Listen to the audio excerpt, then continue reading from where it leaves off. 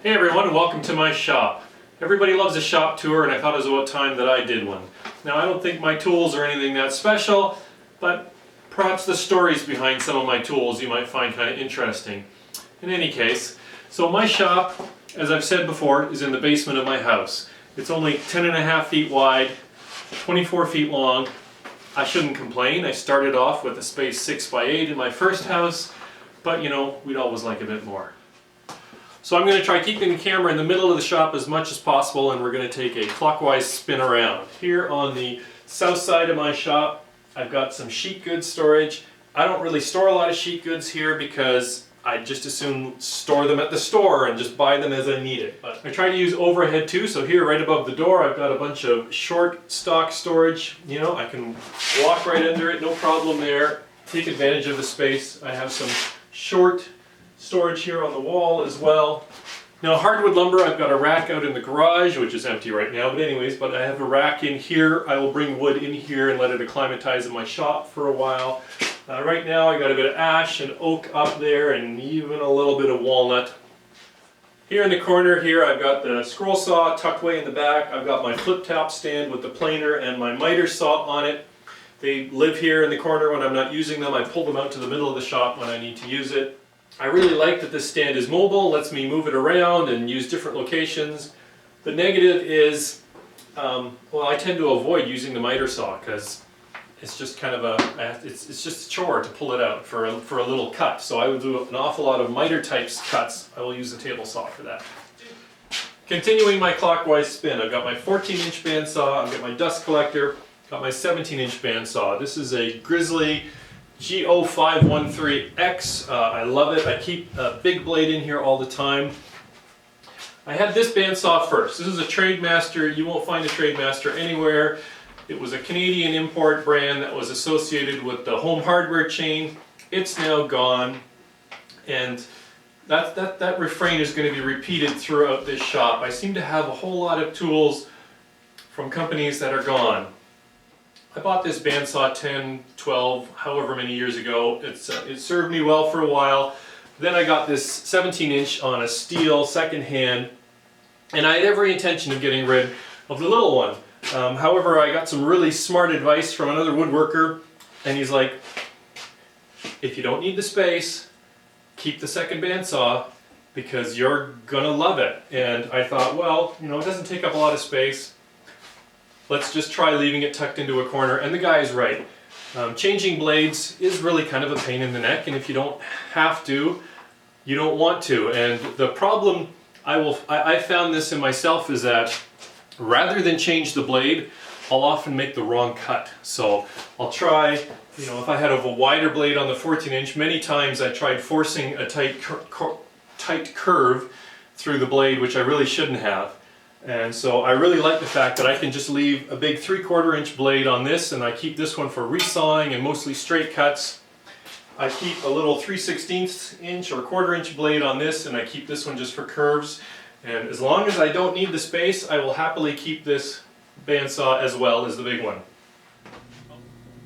Here's something that I think you might find a bit interesting. So my bandsaw came with one of these typical open frame steel bases. And I thought, hey, can I try to make this useful for storage? And so what I did is this bar, like there was a bar that went across the front, and I took it out and I drilled some new holes, and I think you can just see the bolts here, and I put it down, and I was just able to get that cross piece way down here, which completely opened up this front, and then I could build a box here where I could just use for some storage. Let me spin this around. Here on the back you can see what the front used to look like. It used to have this cross piece here, which I then put down below.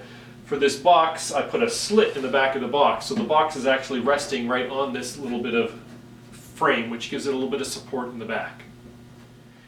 So this dust collector is a 2 horsepower. It's from a company called Toolex, yet another company that doesn't exist. This was another local Canadian importer that was went out of business, or actually, I don't know if they went out of business or if they just stopped doing woodworking tools.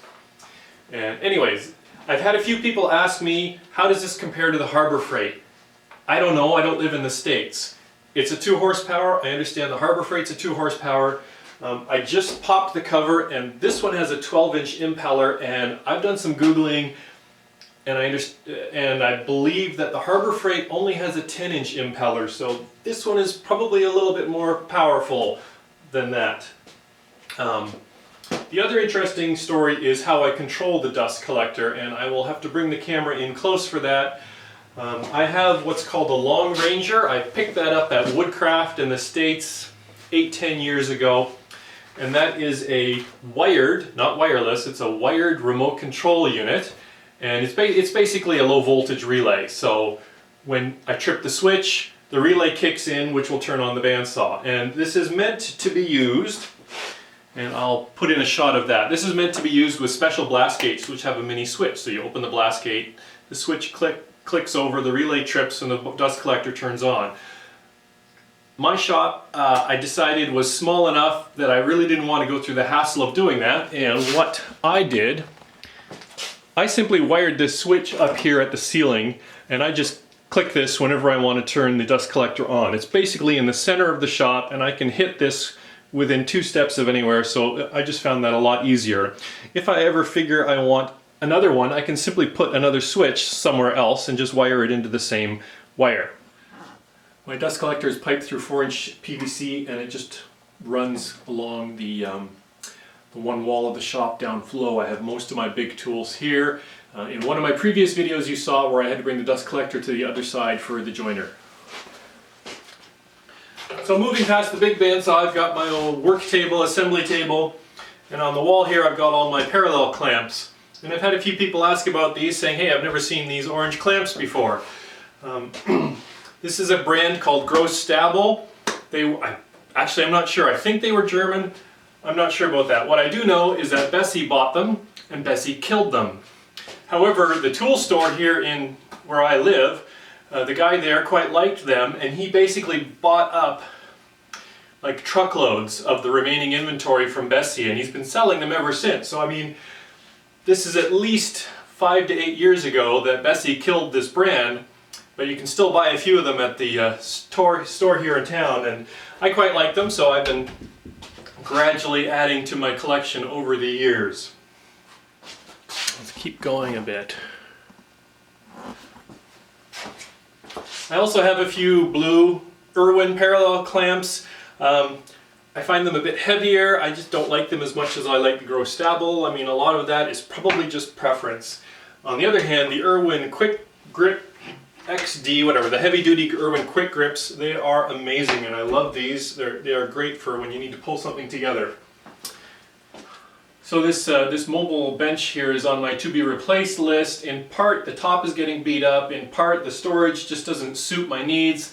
And one interesting little tidbit, once you start making video, a white tabletop is really a pain in the neck. It glares, and I want to switch this to like a plain plywood or some sort of dark color.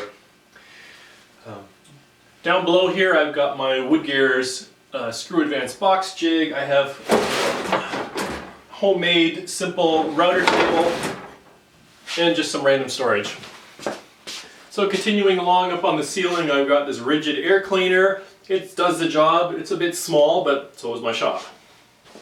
And continuing along, we have got my table saw. This is a General International 50-185, and this is yet another tool that you can't buy. General International still exists. The General side of the business, which is all the domestic Canadian built tools, that's all gone. General International, which is all import tools, that's still there, but they don't have this particular saw anymore. So one of the best things about this saw is the fence, because while the saw is a General International, the fence was a General fence.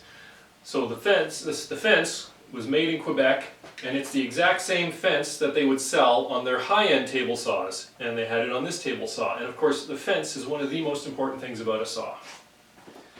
Let me talk about the mobile stand for a minute. So I built this mobile stand for the saw a couple of years ago. I'm not going to go into a whole lot of detail because I've talked about it in other videos. Let's just say I love it. It adds a whole bunch of storage, and yet it doesn't expand the footprint of the saw at all. It makes everything mobile. I've got the saw blades, I've got some other tools, like I keep my Craig jig and my Dowel Max jig in here. I keep my push sticks right there. I've got my safety gear, earmuffs, and eye protection there, and some other stuff. It has been a real bonus to my basement shop because, you know, it's a small shop. I've got to take advantage of as much storage as I can. I keep a lot of my pocket hole screws and tools in one of these drawers, and then I have my Dowel Max jig. I've used dowels in a number of projects, so let me just show this. This is called the Dowel Max jig. It's machined aluminum. It's got 1/4-inch guides. I also have 3/8 guides, so you can use 1/4-inch dowels or 3/8 dowels. It is an expensive dowel jig, but it's very precise, very accurate, and I really like it a lot. So I pushed the table saw out of the way so I could open up the corner here. I got my crosscut sleds on the wall, I got a miter sled, and here in the corner, I'm sorry to say, is yet another tool that none of you can buy. This is a Mastercraft drill press. Mastercraft is the house brand of Canadian Tire here in Canada, which is a big box type store, and they don't sell floor standing tools anymore, so you can't buy it. It's a drill press, it works. What can I say? Got an air compressor, and I have here on the bottom is just some kitchen type cabinets that was rescued from my previous employer, and it's just storage. Up top are some wall hanging cabinets that are a bit of a mess. I've got drill press stuff, I have a small belt sander, I've got your Delta oscillating spindle sander, I've got the disc sander that I built. It's really kind of crowded here. I need to do something about it. I'm not sure what. Part of the issue is I've got this X-carve here in the corner which takes up a little bit more space than I might like. I have my smaller vacuum here with the Cyclone. It still is not 100% the way I want it, but it works pretty good. So, anyways, as we continue spinning clockwise, got my Workbench here. I built this back around 2001. It's got a sort of a hybrid top. Like the front 6 inches is maple, the back is plywood, because the front's where you do all the pounding. And so you don't really need the back, because mine's against the wall. If I had a bench where you went all around it, that might be a different story. But my bench is against the wall, so the front is where I do all the work, so that's what I made out of hardwood. Save a little bit of cost, save a little bit of effort. I have lots of drawers for storage. Again, I need my space. My drills are in one of the drawers. Here. So on the wall above my workbench, I got a rack with a few hand planes. Way back 20 years ago when I started, I didn't have a lot of money or money for tools, and so I tried to focus on hand tools when I was just getting going. For a long time, this was the only joiner I had. This is a number 7C. It's I don't even know what type it is. You know, it's like an early 1900s one. I picked this up at a old tool place in Massachusetts, upstate, and for a while, this was the only joiner I had, and this is how I edge jointed boards, and you can do it. I still prefer my 6-inch joiner now. I have a bunch of little F-clamps there, which are very handy. I've got spring clamps, I think you can see, yes, above, and I clip on just above my head there. Again, using overhead storage as much as possible. Over here is my wall-mounted tool cabinet, and that's another one of those interesting stories, I think, because this did not start life as a tool cabinet, it started life as a little wooden wagon. And way back when my kids were little, I thought, hey, let's build a wagon for my son, and I bought some ash lumber, and I made a wagon, and of course, you know, hey, I can make it out of 7/8 stock because I'm using rough wood, cool. And I built this wagon, and it was beautiful, and I took my kids on a walk around the block, and it weighed a ton. And we never took that wagon around the block again. Very quickly thereafter, we found a secondhand plastic wagon which weighs nothing, and it's ugly, but it weighs nothing, and that's what we used for a wagon. And this sort of hung around the basement for a number of years, and the kids played with it until the wheels broke off. And I thought, you know, I can make something else with this. And I mounted it up on the wall, and I started filling it with chisels and saws and things, and just fitting them in. And then I built the door so that I can close it, though I almost never do close it. It's usually just hanging open. I've got mostly measuring tools here, squares, level, speeds, not a speed square, an adjustable combination square. And so we're pointing at the door again, so we've pretty much come full circle, so there's not much left. I've got my 6-inch joiner here, which is one of those tools that you can buy. This is a Delta X5. It works just fine except for the fact that the blades are starting to get a bit dull and I'm really dreading the task of taking those out for sharpening. I really would like to get one of those bird helix heads for this thing, which would be really nice. That's just, I haven't found the funds for that yet. And there's not much else here. I have a few random tools on the wall. I keep ear protection right here close to the door. And of course, I've got a fire extinguisher. So as always, I'd like to thank you for stopping by and spending some time in my shop. I hope you found it interesting. If you saw something as I was spinning around that I did not talk about, please drop a question down below. I try to get to as many of those as I can, and we will see you next time.